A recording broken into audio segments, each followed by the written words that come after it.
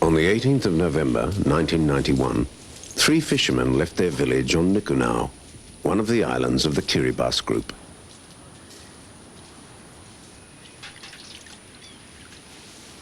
It began as an ordinary fishing trip.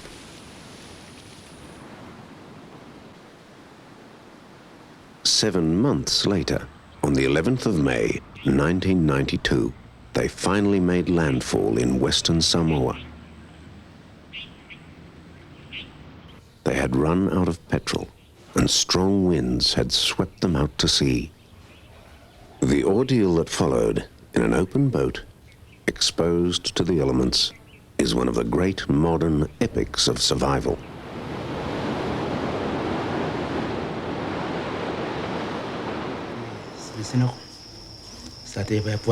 When we drifted away from the land, we prayed.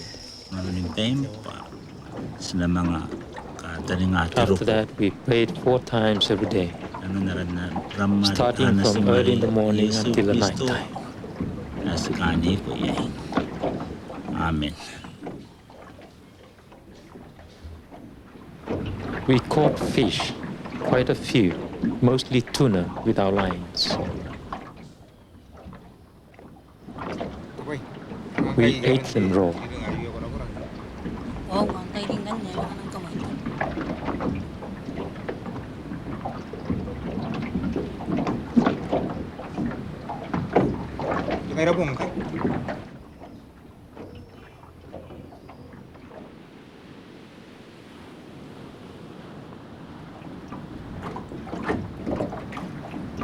It was the hottest time of the year. On clear days, the worst thing was the sun. No shelter. The sun never stopped.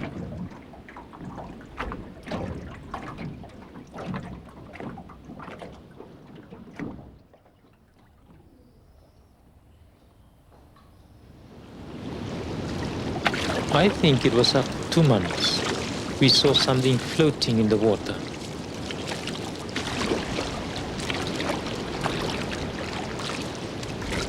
It was a plastic hard hat with Chinese writing on it.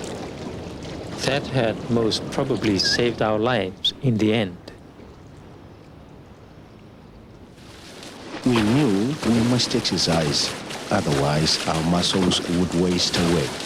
We took it in turns to keep watch.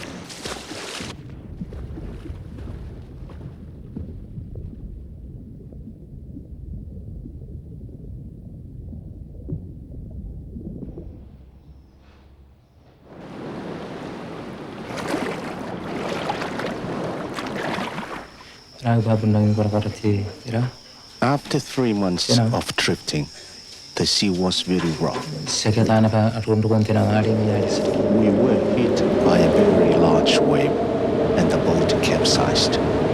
We didn't see the wave coming. We managed to turn the boat over, but we lost everything, except for the plastic hat, a piece of rope, and a stick. The boat was very small, so cramped, not made for long voyages.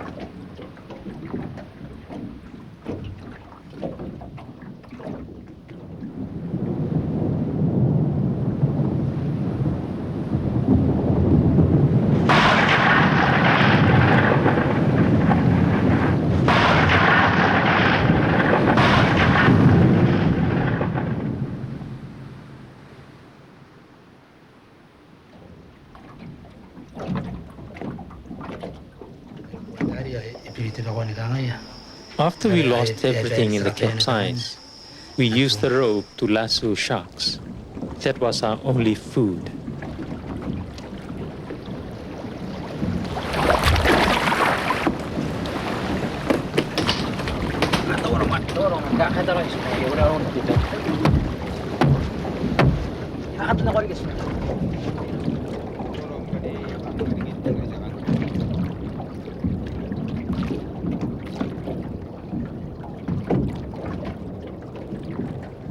We always ate the liver first. Then we drank the blood of the shark.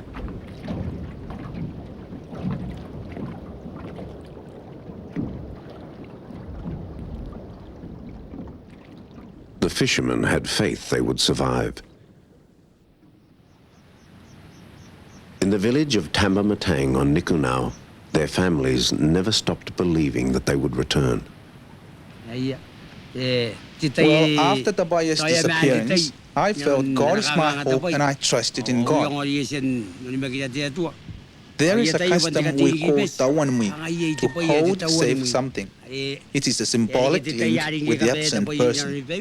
When Tapaya put his watch on my wrist, I was thinking it is a symbol of his life, and he would be the one to take it back from me, because he had come back alive.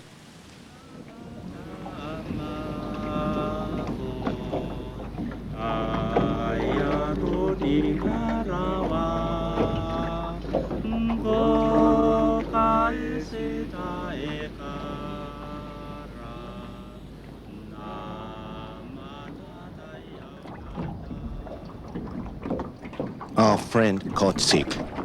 He was starving. His feet swelled up.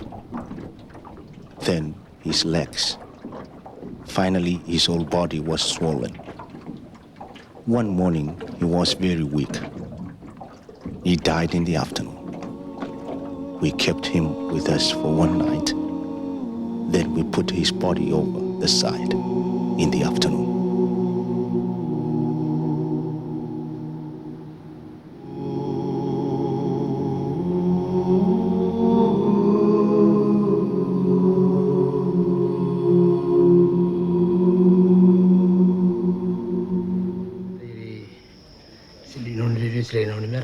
While we were drifting in the ocean, there were times when we felt really sad and hopeless, but we had a strong desire to live.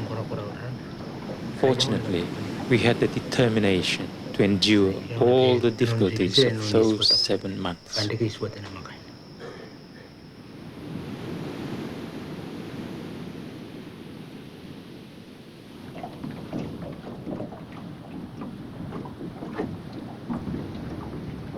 In the last 2 months, there were no sharks to catch, so we had to live by drinking rainwater. No food.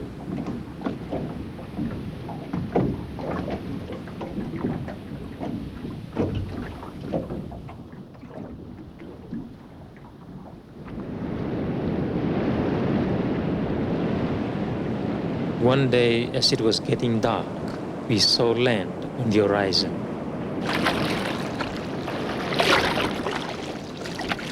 We were very weak by then, but we started paddling straight away with the hat and the stick. It took us 36 hours to reach the reef. Then we got stuck on the reef. A big wave washed us into the lagoon. We knew we were safe. Then we remembered to pray. At last we reached the beach.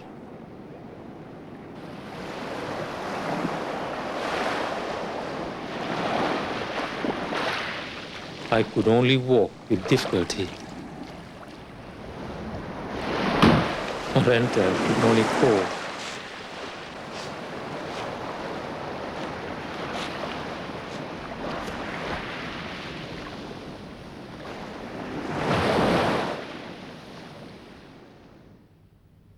The epic journey of the Kiribati fishermen was soon picked up by the world press. Their courage and endurance created a new record of survival at sea. These quiet fishermen are modern heroes.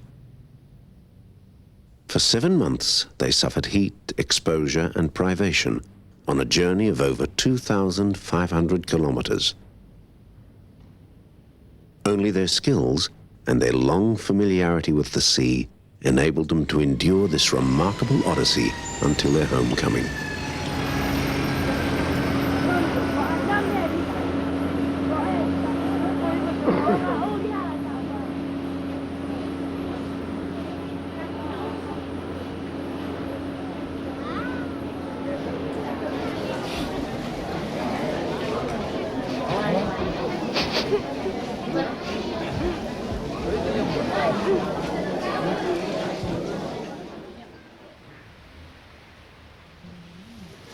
The two Kiribati fishermen and their families who waited are true traditional sea people of the Pacific.